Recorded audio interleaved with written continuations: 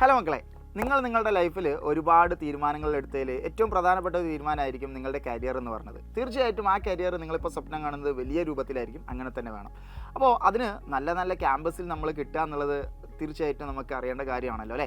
അപ്പോൾ ഇന്ത്യയിൽ തന്നെ ഏറ്റവും ടോപ്പ് ലെവൽ ക്യാമ്പസുകളായിട്ടുള്ള IIT-കൾ, NIT-കൾ, അതേപോലെ കുസാറ്റ്, ഐസർ, ഇങ്ങനെ നാഷണൽ ഇൻ്റർനാഷണൽ ലെവലിലുള്ള ക്യാമ്പസുകളിലൊക്കെ പഠിച്ചിറങ്ങിയാൽ അതിനനുസരിച്ച് നമ്മുടെ കരിയറും അത്രത്തോളം ഡെവലപ്പ് ആവും.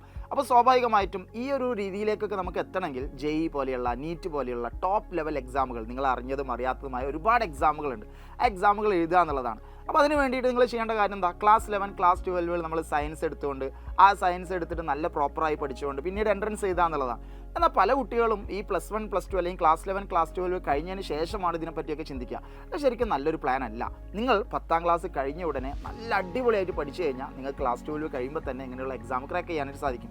ഇനി പഠിക്കാൻ എന്താ ചെയ്യേണ്ടത്? അങ്ങനെ ഒരു ചുറ്റുപാടുള്ളൊരു ഏരിയയിൽ നമ്മൾ പഠിക്കാൻ എത്തുക എന്നുള്ളതാണ് ഏറ്റവും ഇമ്പോർട്ടൻ്റ് ആയ കാര്യം.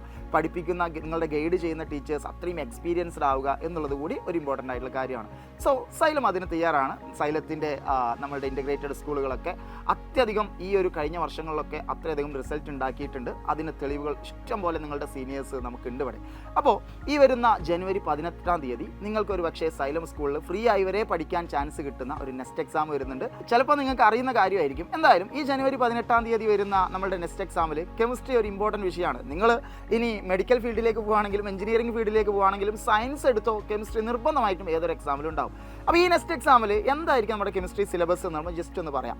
ഓക്കെ, നമുക്ക് ഏറ്റവും പ്രധാനപ്പെട്ട നമ്മുടെ ഒരു സ്ട്രക്ചർ ഓഫ് ആറ്റം എന്ന് പറഞ്ഞിട്ടുള്ള ഏരിയ നമ്മുടെ കെമിസ്ട്രി ക്വസ്റ്റ്യൻ പേപ്പറിൽ കാണാൻ പറ്റും. സ്ട്രക്ചർ ഓഫ് ആറ്റം എന്ന് പറഞ്ഞാൽ നമുക്കൊക്കെ അറിയാം, ആറ്റത്തിൻ്റെ സ്ട്രക്ചർ, സബ് അറ്റോമിക് പാർട്ടിക്കിൾസ്, അതേപോലെ തന്നെ ആറ്റം മോഡൽസ്, ആറ്റം തിയറീസ് ഒക്കെ ഉണ്ടല്ലോ, ഡാൾട്ടൺ തിയറീസ്, അങ്ങനെ തുടങ്ങിയിട്ടുള്ള ഒരുപാട് തിയറീസ്, അതേപോലെ നമ്മുടെ റൂദർഫോർഡിൻ്റെ മോഡൽ, ബോർ മോഡൽ തുടങ്ങിയിട്ടുള്ള ആറ്റം മോഡലുകളൊക്കെ ആയിരിക്കും. അതിൽ നിന്നൊക്കെ ആയിരിക്കും ക്വസ്റ്റ്യൻസ് വരുന്നുണ്ടാവുക. ഇനി അതുപോലെ തന്നെ മാറ്ററാണ്, പ്രോപ്പർട്ടീസ് ഓഫ് മാറ്റർ അഥവാ സോളിഡ്, ലിക്വിഡ്, ഗ്യാസ്, അതിൻ്റെ ഓരോരോ പ്രോപ്പർട്ടീസ്, കെമിക്കൽ പ്രോപ്പർട്ടീസും ഫിസിക്കൽ പ്രോപ്പർട്ടീസും ഒക്കെ ആയിരിക്കും നിങ്ങൾക്ക് ആ ഒരു ഏരിയയിൽ നിന്നും ക്വസ്റ്റ്യൻ വരുന്നുണ്ടാവുക. പിന്നെ നമ്മളുടെ മെറ്റൽസ് ആൻഡ് നോൺ മെറ്റൽസ് ആണ്. തീർച്ചയായിട്ടും മെറ്റൽസ് ആൻഡ് നോൺ മെറ്റൽസും ഒക്കെ പഠിക്കുന്ന സമയത്ത് മെറ്റൽസിൻ്റെയും നോൺ മെറ്റൽസിൻ്റെയും ഒരുപാട് കെമിക്കൽ പ്രോപ്പർട്ടീസ് ഉണ്ട്, ഫിസിക്കൽ പ്രോപ്പർട്ടീസ് ഉണ്ട്. അതായത് കെമിക്കൽ റിയാക്ഷൻസ്, ഇപ്പോൾ മെറ്റൽസിൻ്റെ എക്സാമ്പിൾ പറയുകയാണെങ്കിൽ സൊണോറിറ്റി, ഡക്റ്റിലിറ്റി തുടങ്ങിയിട്ടുള്ള കാര്യങ്ങൾ, അതുമായിട്ട് ബന്ധപ്പെട്ടുള്ള ചോദ്യങ്ങളായിരിക്കും ആ ഭാഗത്തു നിന്നുണ്ടാവുക.